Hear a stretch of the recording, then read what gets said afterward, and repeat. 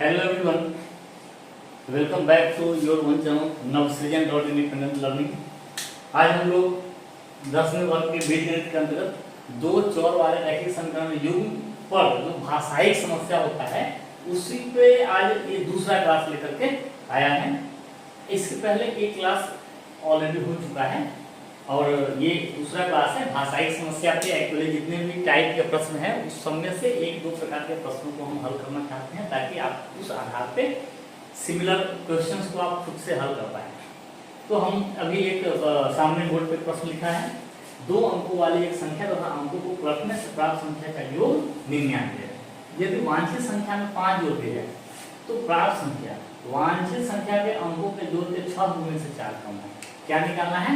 वांछित संख्या ज्ञात करना। अब ये जो वांछित संख्या है क्या है उसके बारे में क्या कहा गया है, तो दो अंकों वाली एक संख्या तथा अंकों को पलटने से प्राप्त संख्या का योग 99 है।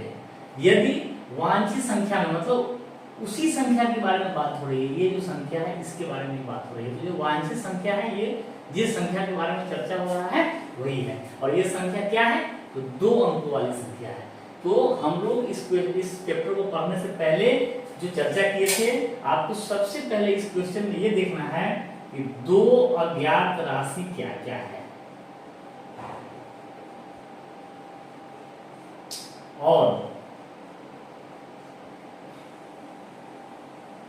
दो संबंध क्या है अज्ञात राशियों के बीच। ये आप अगर पता कर लेंगे तो आपका सवाल इजीली हल हो जाएगा। तो वांछित संख्या जो ज्ञात करना है वह कितने अंकों वाली है?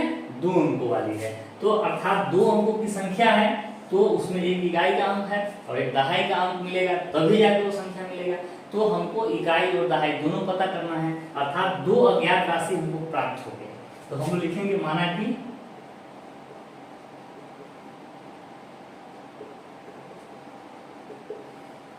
इकाई का अंक x, दहाई जो है y। तो संख्या क्या बनेगा हमारा? तो 10 गुने दहाई प्लस इकाई अर्थात 10y प्लस x। ये हमारी संख्या बन गई। अब रिलेशन क्या कह रहा है कि दो अंकों वाली संख्या और अंकों को पलटने से प्राप्त संख्या का योग 99 है। हमको दो संबंध चाहिए। पहला संबंध क्या दिया? दो अंकों वाली कोई संख्या और उसके अंकों को पलटने से जो प्राप्त संख्या है उस दोनों को जोड़ते हैं तो 99 आता है। तो जब हमको संख्या मिल गया तो अब इसके साथ अंकों को पलटने से प्राप्त संख्या हम लोगों को लिखना पड़ेगा ताकि दोनों को जोड़ के 99 लिखेंगे। अब तो हम लिखेंगे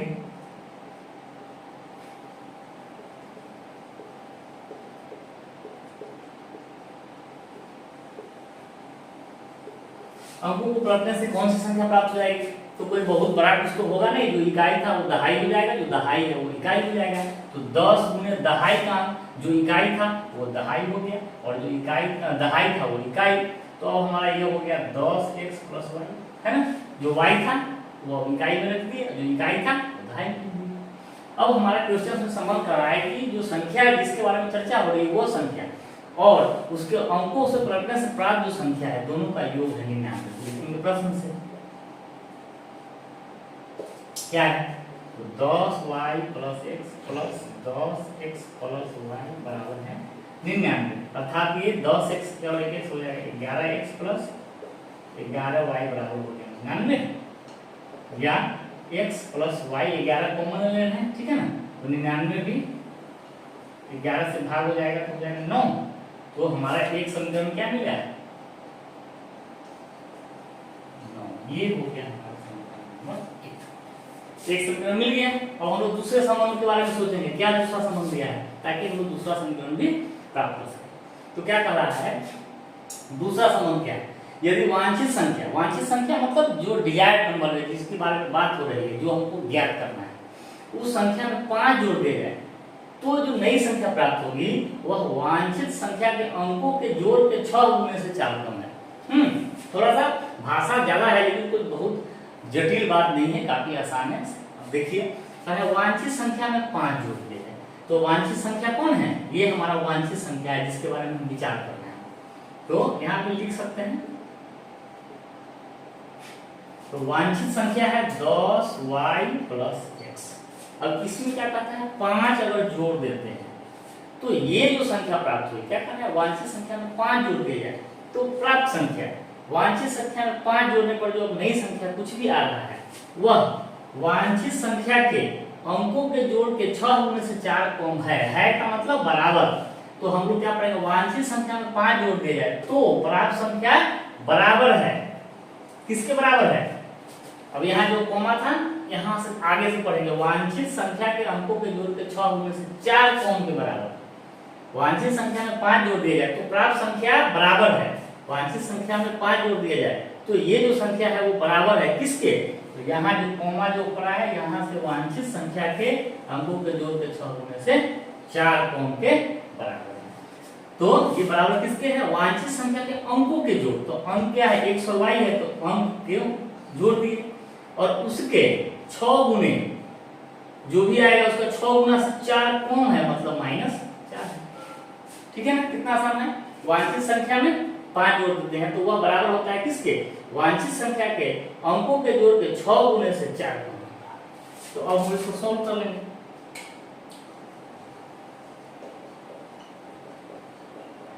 ये हो जाएगा 6x -6। तो अब हम सारे x y को एक बदल, अचर को एक बदल, तो 6x इधर जाएगा तो इधर जाएगा -5x, 6y इधर लाएंगे 10y से 6y घट हो जाएगा +4y बराबर, ये 5 हो जाएगा तो ये प्लस है माइनस और ये -4 पहले का तो -9। ये हमारा हो गया दूसरा इक्वेशन।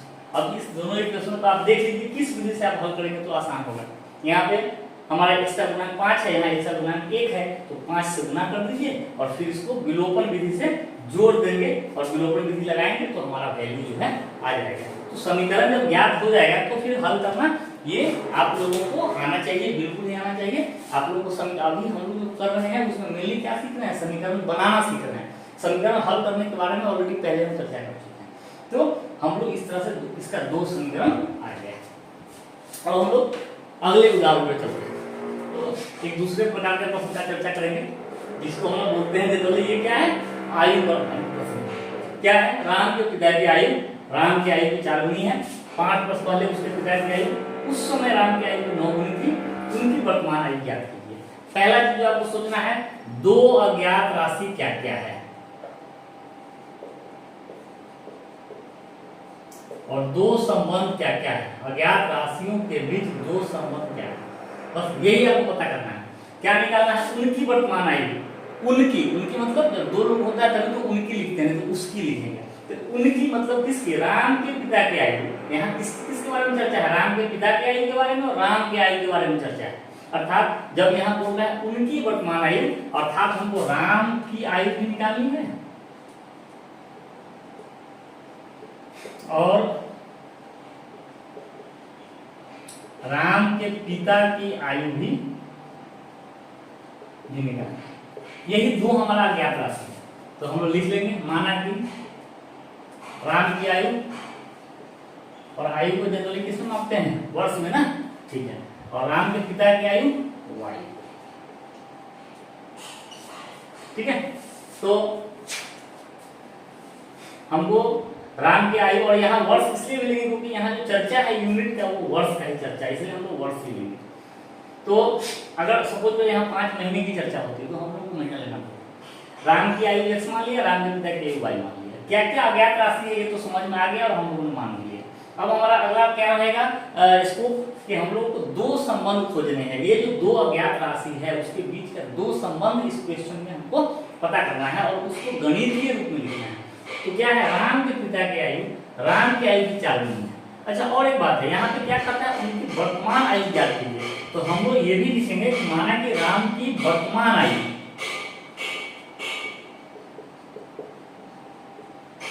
और राम के पिता की भी वर्तमान आयु की भी बात हो रही है। हम लिखे नहीं है बट ये भी वर्तमान है।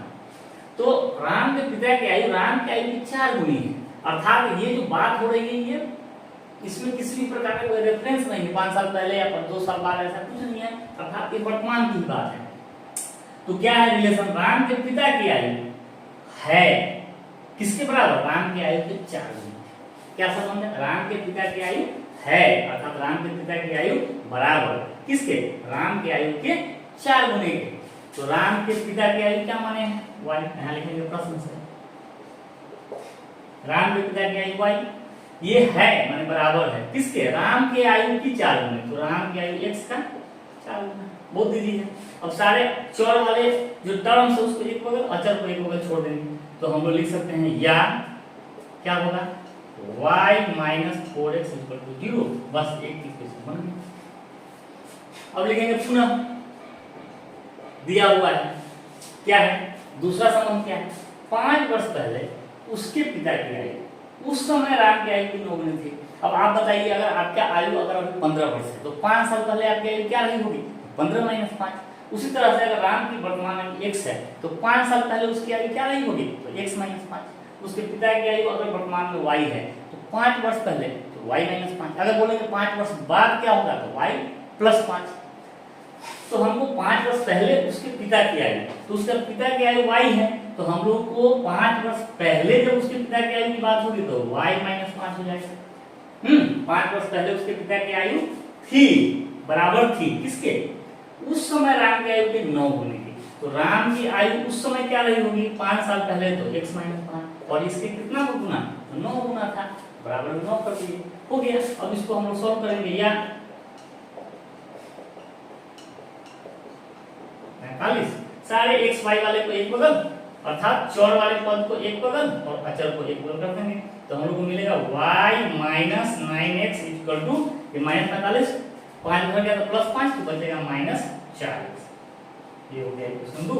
अब देखिए ये जब यहाँ तक आ जाएंगे तो इसको हल करना है। अब हमको इसमें बोलने की जरूरत नहीं है, you all are very intelligent and now you can solve this questions. तो firstly we have to think that कि what is the question saying. आपको हर हाल में क्वेश्चंस को you must read questions twice. आपको 2 बार क्वेश्चन को पहले पढ़ना है, उसके बाद क्या सोचना है, क्या क्या निकालना है, अज्ञात राशि क्या क्या है।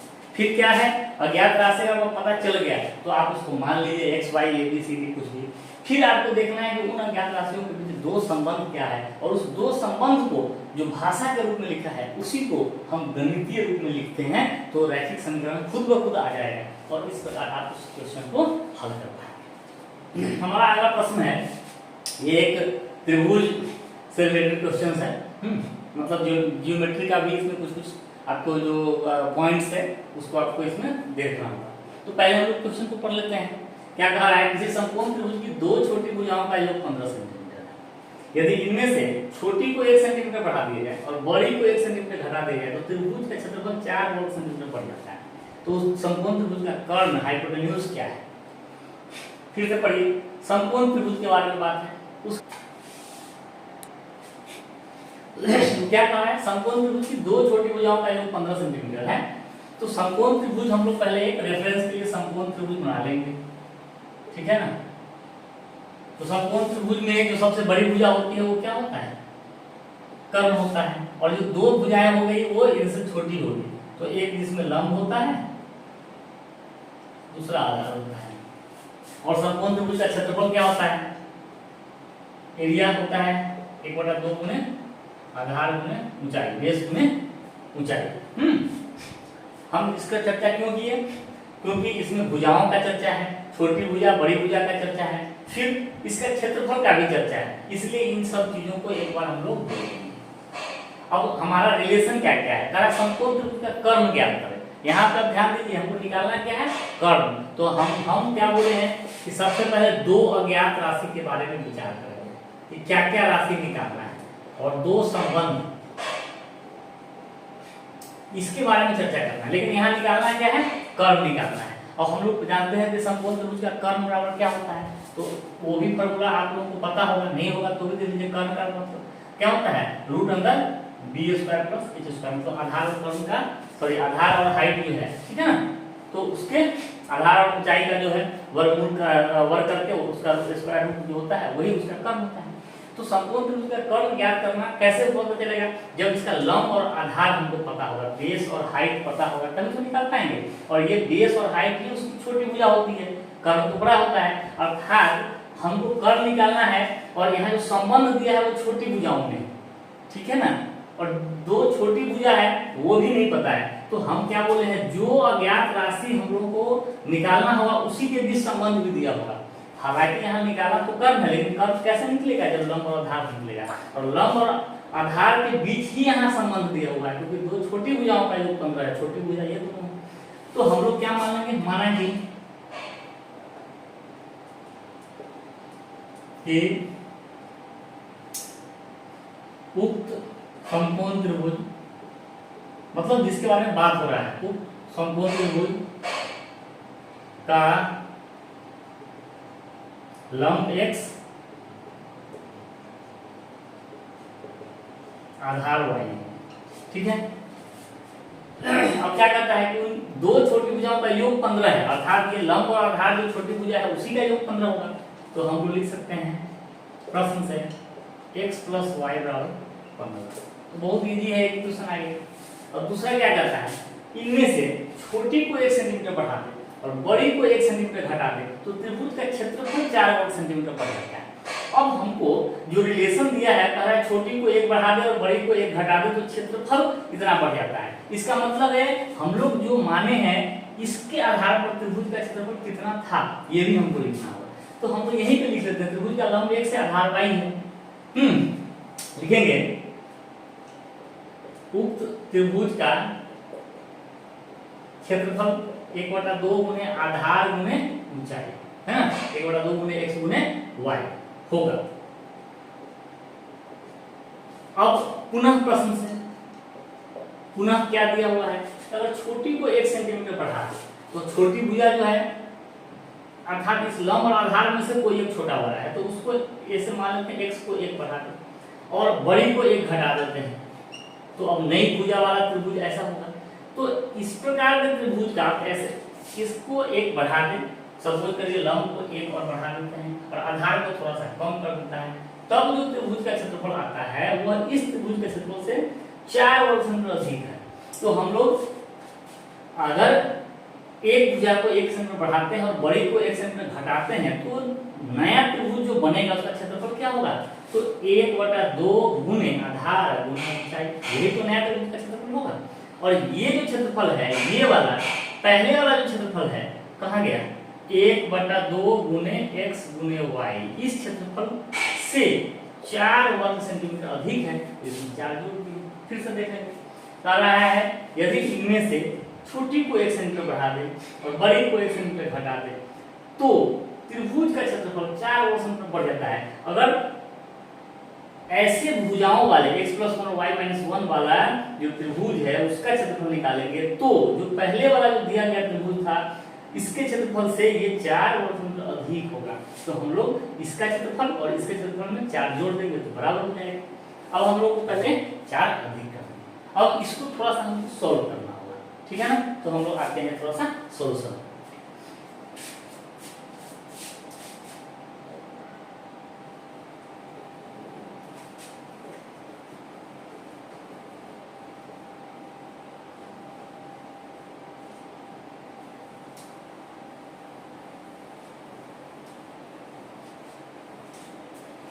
तो हमारा क्या है, दिया हुआ क्या है, 1/2 गुने x + 1 + y - 1 बराबर। तो हम लिखते हैं इसको पहले हम लोग गुना कर लेते हैं, तो क्या मिलेगा, गुना कर लेंगे xy - x + y और -1 बराबर।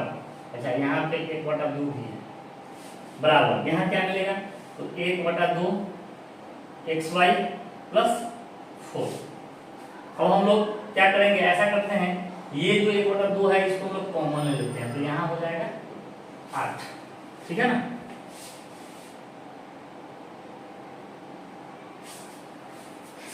अब हम लोग ये जो 1/2 है इसे 1/2 को उड़ा सकते हैं, तो हमारा क्या आता है, xy - x + y - 1, ठीक है, बराबर xy + 8। अब ये जो xy है ये भी कट जाएगा, तो क्या बचेगा, यहाँ पे लिख देंगे या -x + y बराबर 8 और ये -x रहेगा तो +1 तो बराबर हो जाएगा 9, तो -x + y बराबर 9। देखिए थोड़ा सा कैलकुलेशन लगा था, बड़ा है तो बहुत ही इजी आ गया इक्वेशन। क्या आया था, एक इक्वेशन आया था x + y बराबर 15 और दूसरा इक्वेशन क्या है, minus x plus y equal to 9। तो इस प्रकार अब हम लोग ये जो दोनों है इसको आसानी से सॉल्व कर लेंगे। तो सॉल्व करने के बाद x और y का मान निकल जाएगा, लेकिन जो x है वो लंब है और आधार y माने थे, और हमको निकालना क्या है, कर्ण। तो कर्ण का सिर्फ फार्मूला लगाएंगे, कर्ण बराबर रूट अंडर लंब स्क्वायर प्लस आधार स्क्वायर। तो उस फार्मूले से फिर हमको इसका कर्ण का वैल्यू आ जाएगा। तो ये कैलकुलेशन है, आपको आसानी से स्टेप बाय स्टेप आगे बढ़ना है और आपको इसको हल करना है। अब हम लोग एक नेक्स्ट क्वेश्चन पे विचार करते हैं, ठीक है। ये जो है 4 और समय पर आधारित क्वेश्चन है। पढ़िए इसको। क्या करना है, ए और बी दो स्थान है जिनके बीच की दूरी 6 किलोमीटर है। एक ही समय उन स्थानों से दो व्यक्ति एक दूसरे की ओर दौड़ना शुरू करते हैं और वे 45 मिनट में मिलते हैं, लेकिन यदि वे एक ही दिशा में चलते हैं तो 6 घंटों में मिलते हैं। उनकी चाल निकालें। क्वेश्चन को पढ़ते कुछ समझ नहीं आया, आप उसको फिर से पढ़िए और थोड़ा सा ग्राफ बनाइए। ग्राफ मतलब इसका एक पिक्टोरियल ग्राफ बनाइए। क्या करना है, ए और बी दो स्थान है, तो मान लिया कि एक स्थान ए है और एक स्थान यहाँ पे बी है। इसके बीच की दूरी 6 किलोमीटर है, तो यहाँ दे दिया इसके बीच की दूरी 6 किलोमीटर। एक ही समय उन स्थानों से दो व्यक्ति एक दूसरे की ओर दौड़ना शुरू करते हैं। मान लेते हैं यहाँ पे एक व्यक्ति है और दूसरा व्यक्ति ये है।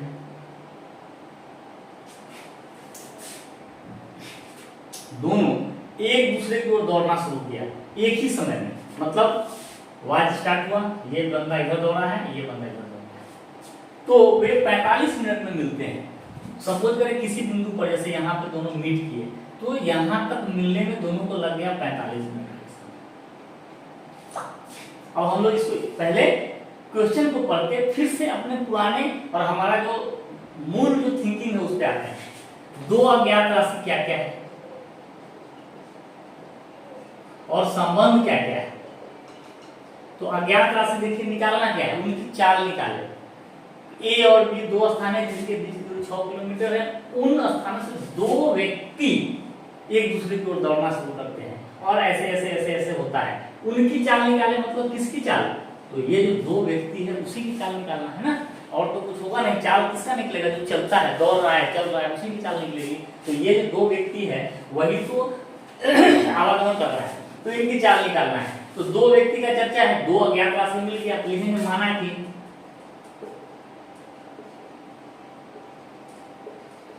एक की चाल, और चाल का मात्रक क्या होता है, किलोमीटर प्रति घंटा या मीटर प्रति सेकंड। तो यहाँ किलोमीटर में है ना। उसके बाद जो है 1 मिनट में भी है, और फिर जो है दूरी किलोमीटर में है। तो हम लोग जो है ना जनरली चाल को यहाँ किलोमीटर प्रति घंटा में मान लेते हैं। एक की चाल x किलोमीटर प्रति घंटा एवं दूसरे की चाल y किलोमीटर प्रति घंटा। ये तो मान लिया दो अज्ञात राशि था, वो हम निकाल लिया। अब इनके बीच संबंध निकालना है। क्या संबंध निकालना है, कह रहा है कि एक ही समय उन स्थानों से दो व्यक्ति एक दूसरे की ओर दौड़ना शुरू करते हैं और वे 45 मिनट में मिलते हैं। अब आप देखिए कि हमारा रिलेशन जो दिया है उससे कुछ संबंध, कुछ इक्वेशन हमारा बन पा रहा है। ये पर्सन ए से चलना शुरू किया और दूसरा पर्सन यहाँ से चलना शुरू किया। सपोज करें इस बिंदु पे दोनों मिले और यहाँ तक आने में दोनों को लगा 45 मिनट। तो पहले पर्सन के द्वारा इतना दूरी तय किया गया और दूसरे पर्सन के द्वारा इतना दूरी तय किया गया, और ये जो दोनों मिल के जो दूरी तय किया वह ए और बी के बीच की दूरी है। अर्थात पहले ने अपने चाल से 45 मिनट में जो दूरी तय की और दूसरे ने अपने जो भी चाल है उससे 45 मिनट में जो दूरी तय किया, इस दोनों का दूरी अगर हम जोड़ देंगे तो कितना आ जाएगा, 6 किलोमीटर आ जाएगा। ठीक है, तो हम लोग लिखेंगे कि दोनों एक दूसरे की ओर चलने पर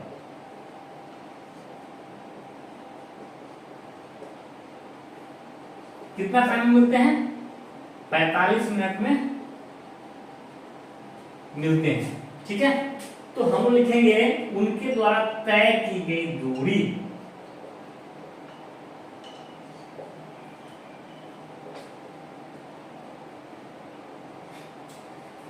तो लिखेंगे पहले की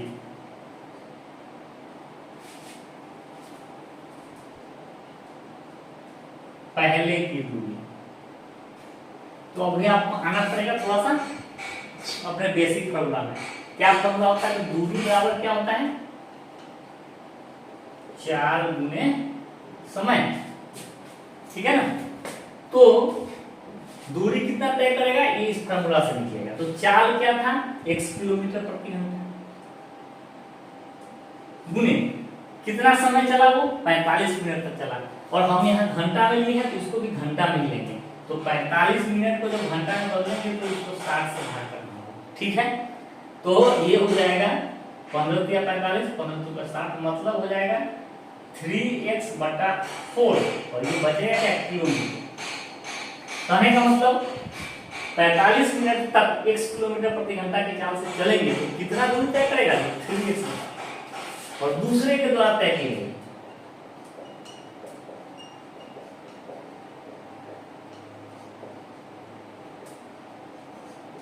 तो दूसरा का चाल क्या था? y kilometre. सिमिलरली आप लोग पढ़िए तो y गुने 45/60, तो ये भी हो जाएगा 15 मतलब 3y/4 किलोमीटर। अर्थात ये जो पर्सन था वो 3x/4 किलोमीटर चला और ये जो था 3y/4 किलोमीटर चला, और दोनों के द्वारा कुल जो दूरी तय किया गया वह था कितना?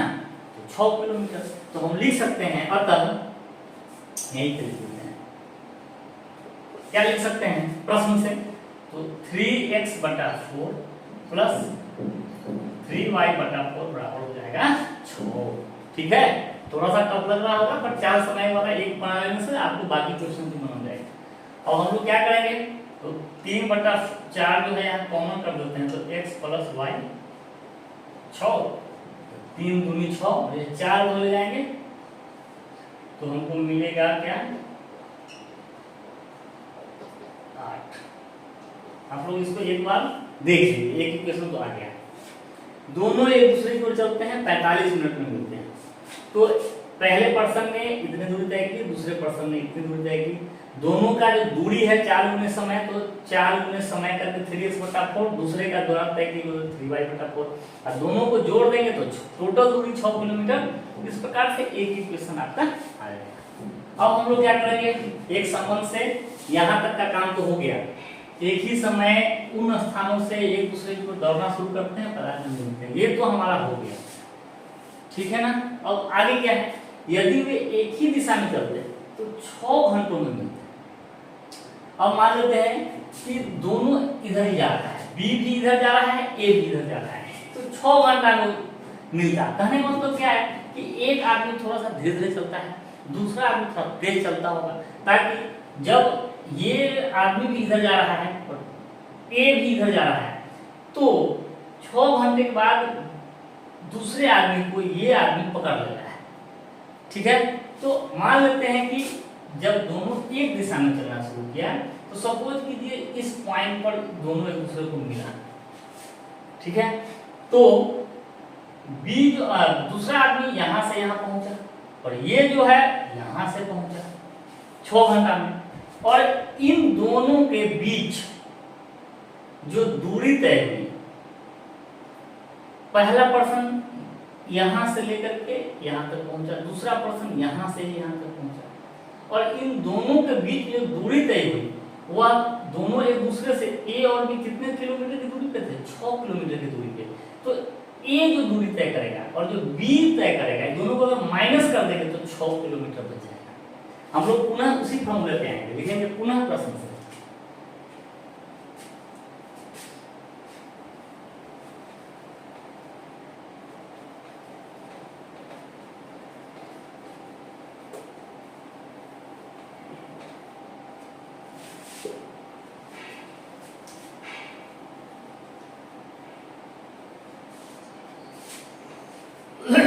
पुनः प्रश्न से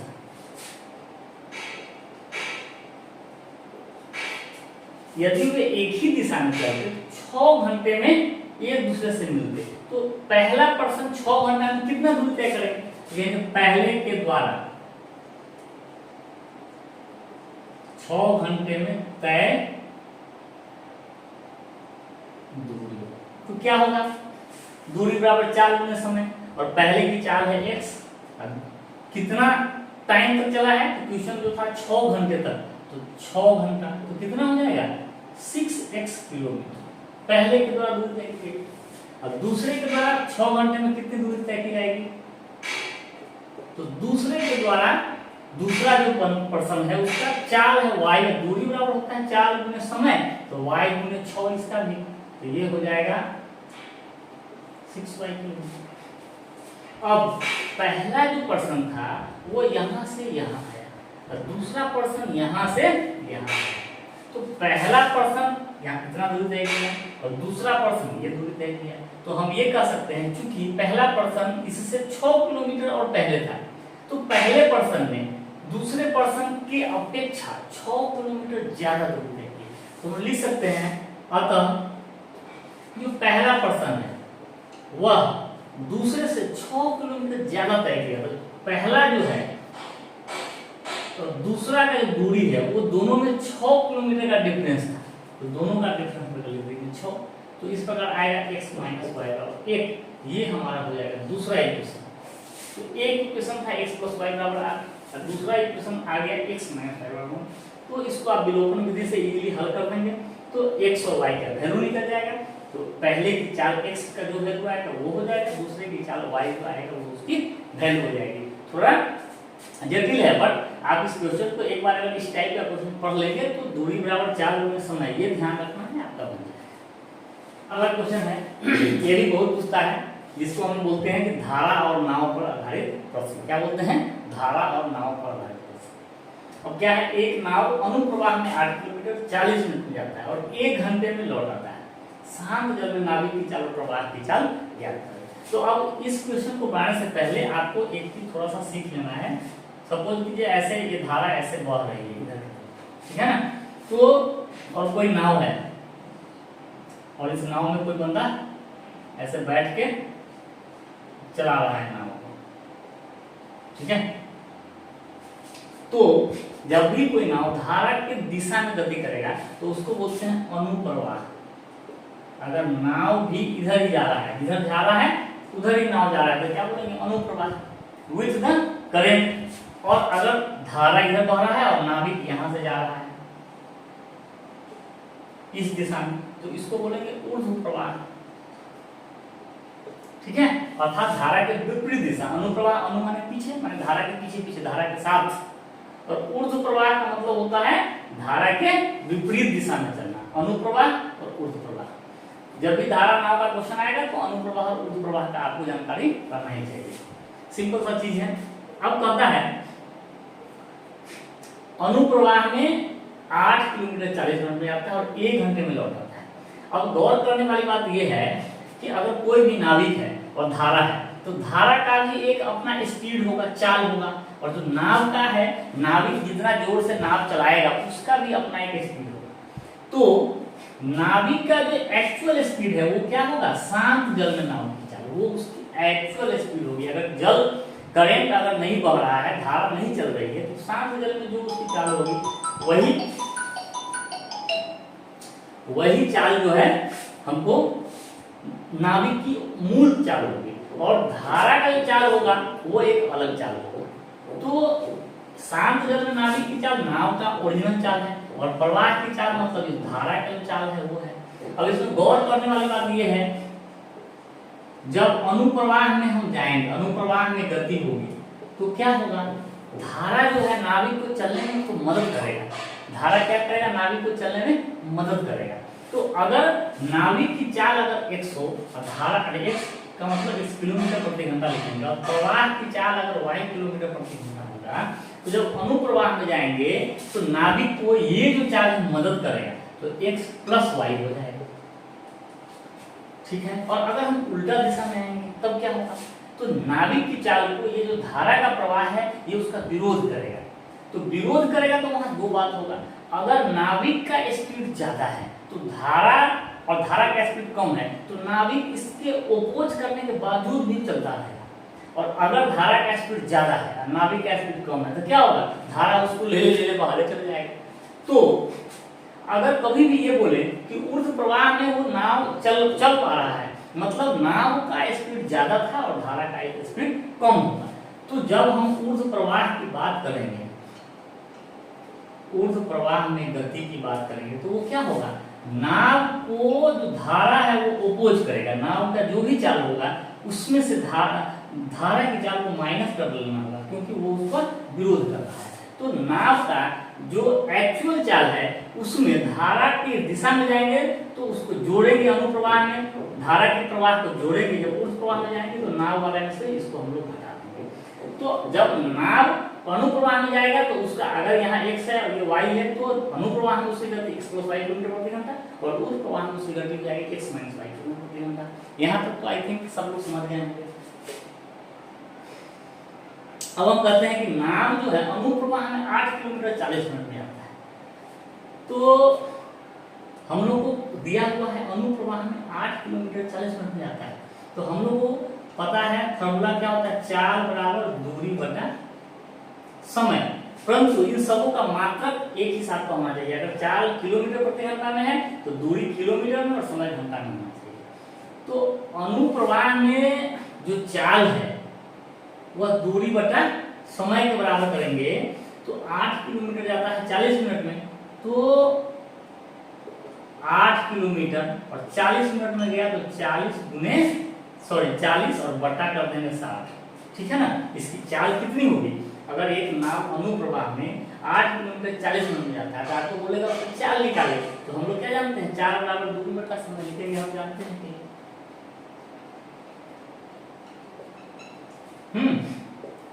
तो ये 60 जो है ऊपर चला जाएगा, 40 यहाँ 20 दिया, 60 20 में 40 कितना हो जाएगा, और 2 चौका 8 मतलब होगा 12 किलोमीटर। और ये जो चाल है वह किसकी चाल है, अनुप्रवाह में, और अनुप्रवाह में होगा क्या, तो x + y होता है। तो हम लोग कह सकते हैं अर्थात x + y जो है यही है 12 किलोमीटर। आ गया अनुप्रवाह में चाल तो दूरी बटा समय, तो दूरी बटा समय 100 किलोमीटर 12 आया, और अनुप्रवाह का जो चाल है वो x + y है, तो x + y बराबर 12।